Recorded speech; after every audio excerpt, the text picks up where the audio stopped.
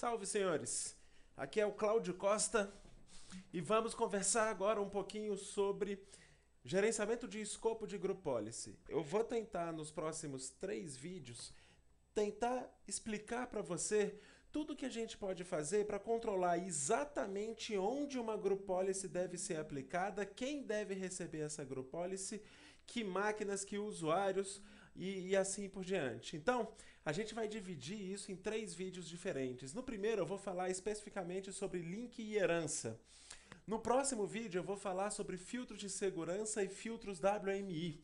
Como é que a gente constrói esse tipo de filtro e como é que a gente aplica isso para gerenciar o escopo de uma Group Policy.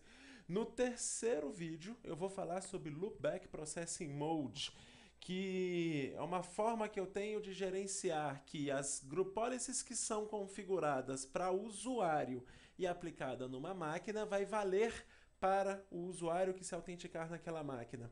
Lá para frente a gente vai deixar isso um pouquinho mais claro. Então vamos lá, começando aqui sobre gerenciamento de links e herança de uma Group Policy. Toda Group Policy, com todas aquelas suas configurações de segurança, como instalação de software, como se o painel de controle é aberto ou se é fechado, configuração de browser ou qualquer configuração que você quiser de segurança, administrative template, de política dentro da sua Group Policy, ela precisa ser linkada em uma estrutura hierárquica. Toda Group Policy ou ela é local, e aí todo computador Windows tem uma Group Policy local, ou ela é de site, ou seja, você define um site do Active Directory, a Group Policy é linkada a todas as máquinas que pertencem àquele site, ou ela é vinculada a um domínio, sendo aplicada para todas as máquinas, todos os usuários que pertencem àquele domínio, ou ainda uma OU. Beleza, eu linko a Group Policy ou localmente, ou dentro de um site do Active Directory, ou de um domínio, ou de uma OU. Essas Group Policies, a partir do momento que ela é aplicada, elas são aplicadas em uma determinada ordem. Imagina que eu tenho Group Policies diferentes, Group Policies com configurações que são conflitantes. Por exemplo, a GPO1, que está aplicada ali localmente, ela seta o papel de parede da sua estação de trabalho, que você está colocando lá no perfil do usuário, como sendo o logotipo da empresa. Esse é o papel de parede. A GPO2 está colocando o papel de parede como sendo sei lá, uma foto do time de desenvolvimento. A GPO3, o papel de parede é uma tela preta, sem nenhuma figura. E a GPO5, o papel de parede é a foto do presidente da empresa, sei lá. Essas Group Policies, elas têm configurações que são conflitantes. Qual é a Group Policy que vai se sobressair? Então, a Group Policy ela é aplicada nessa ordem que está aparecendo aí na tela. Primeiro, ele vai aplicar a Group Policy local. Depois, ele aplica a Group Policy 2, a Group Policy que está aplicada ao site. Então, resumidamente, quando o computador liga, a primeira coisa que ele vai fazer é aplicar a Group Policy local, GPO1. Logo depois ele vai aplicar as Group Policies que são aplicadas aos sites, GPO2. Se tiver alguma configuração que é conflitante, existe uma configuração na GPO1 e outra configuração na GPO2, vai sobressair a GPO2, que foi a última a ser aplicada. Depois a GPO3, que está vinculada ao domínio, depois a GPO4, que também está vinculada ao domínio, mas ele está numa ordem que manda a GPO4 ser aplicada depois, e a GPO5 que está aplicada dentro de uma OU é a última a ser aplicada. As configurações conflitantes de todas essas GPOs vai sobressair, vai ser aplicada finalmente a da GPO5. Beleza. Isso entendido? Além do link da GPO propriamente dito, que é onde a GPO está sendo aplicada, eu tenho algumas formas de controlar esse funcionamento. Eu consigo ainda, além de linkar a GPO em um determinado domínio, uma determinada OU ou a um site, eu consigo bloquear a herança, ou seja, voltando aqui no nível anterior, eu venho aqui nessa OU e bloqueio a herança de aplicação de group-policy. Isso significa que nesta OU, ele não vai aplicar as group-policies GPO3 e GPO4, as GPOs que são do domínio. A GPO5, como ela está aplicada localmente, ela vai funcionar, ela vai ser aplicada. O bloquear a herança significa não deixa as group policies que estão acima deste nível serem aplicadas. Beleza. Além do bloquear herança, eu consigo marcar que uma group policy é forçada. Forçada significa não interessa o que tem abaixo. Essa GPO4 aqui, que eu marquei ela como forçada, ela vai obrigatoriamente ser aplicada no domínio, ser aplicada em todas as OUs que estão abaixo dela. Cláudio, se eu vim aqui e desabilitar a herança nessa OU? Se essa GPO4 está marcada como forçada, ele vai quebrar o bloqueio de herança e vai aplicar na GPO de qualquer jeito. Isso entendido? A gente consegue complicar um pouco esse ambiente em diferentes cenários. Então, por exemplo, imagina que eu venho aqui e bloqueio herança nessa OU aqui. Aí, além de bloquear a herança nessa OU aqui, eu venho aqui e marco essa GPO4 como forçada.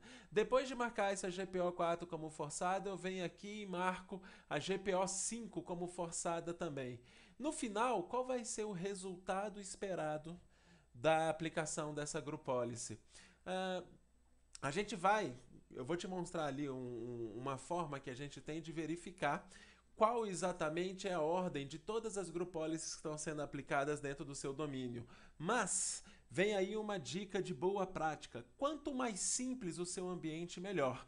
Então, quanto menos bloqueio de herança, quanto menos GPOs forçadas você tiver nesse seu ambiente, mais fácil é de visualmente você calcular qual é a GPO que vai prevalecer em relação a todas as outras. Então, vimos aqui bloqueio de herança, que uma GPO pode ser forçada, e agora a gente vai começar a visualizar na prática como que a gente pode gerenciar essas group policies. Deixa eu sair aqui dessa apresentação. E a gente vai abrir o nosso Group Policy Management, que está, nesse momento, com uma configuração padrão. Esse é um domínio padrão do canal, kwf.com.br. Eu tenho a Default Domain Policy, que é a minha policy de domínio, e eu tenho, dentro de Default Domain Controller, a Default Domain Controller Policy. Não tenho mais nenhuma outra Group Policy aplicada aqui dentro. Então, como que a gente consegue complicar ou controlar tudo que a gente pode em relação à aplicação de Group Policy? É isso que a gente vai ver aqui. Então vamos lá, eu tenho uma Group Policy aqui, que são as Group Policies de clientes. Deixa eu criar uma infraestrutura aqui de teste, onde eu vou pegar, eu só tenho um cliente por enquanto, eu vou criar aqui dentro uma outra unidade organizacional, que eu vou chamar de OU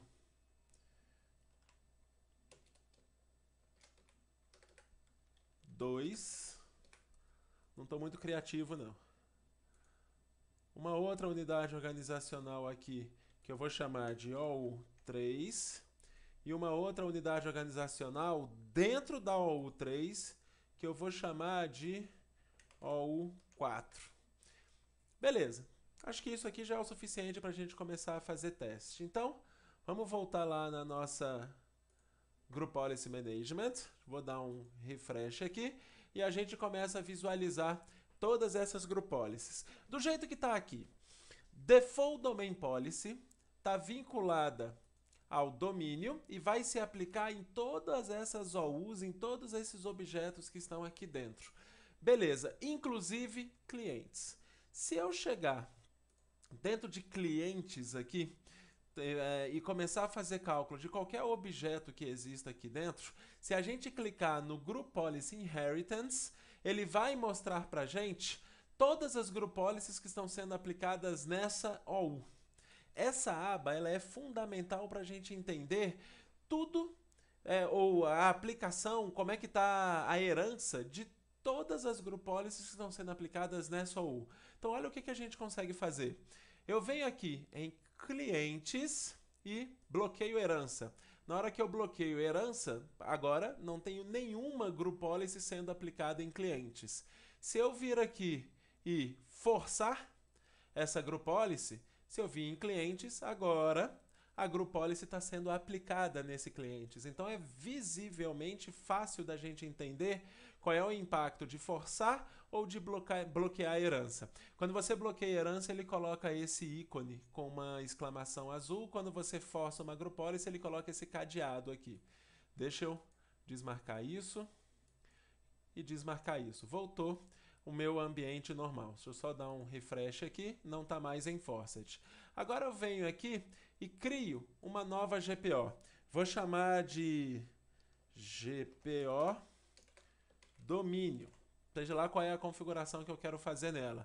Então, criei uma nova GPO vinculada ao domínio. Se eu vim em clientes, ele está aplicando as duas GPOs. Uma observação importante. Vou até vincular uma aqui numa OU. Vou criar aqui GPO clientes, que é a group policy que está vinculada no cliente. Olha que legal. Nessa informação eu tenho precedência, GPO, onde ela está linkada, se ela está desabilitada ou não e se tem algum filtro WMI. Nessa tela ele já está me mostrando isso. A GPO de maior precedência é aquela que é aplicada primeiro. Ou seja, primeiro ele vai aplicar essa daqui de baixo, é a que tem a maior precedência. Depois ele vai aplicar a Default Domain Policy. O que for conflitante da Default Domain Policy, ele sobrescreve a que estava definido na GPO domínio. E, por último, ele aplica GPO clientes, ou seja, tudo que está em clientes que conflitar na Default Domain Policy, ele vai aplicar, ele vai sobrescrever a Default Domain Policy.